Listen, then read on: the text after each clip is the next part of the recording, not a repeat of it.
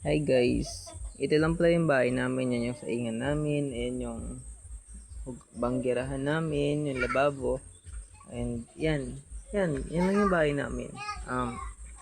So yung mga nakatry nyo tumira o yung ganito rin yung bahay, pwede nyo pusuan o pwede nyo i-like o pwede rin yung daanan, at least nakita nyo. And at least na ibahagi ko sa inyo kung ano yung itsura ng bahay namin.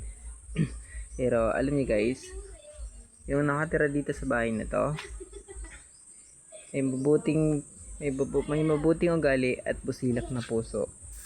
Yan. Kaysa naman sa bato yung bahay, konkreto yung bahay, aanin naman natin yung konkretong bahay, simentadong bahay kung ang nakitara naman ay kwago.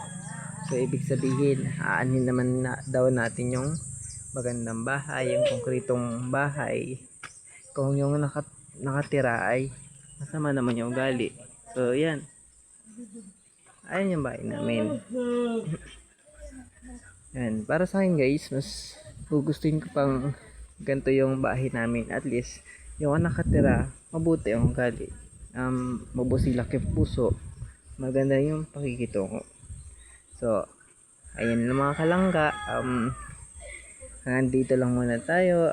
Susunod na vlog natin. Thank you for watching. Mwah!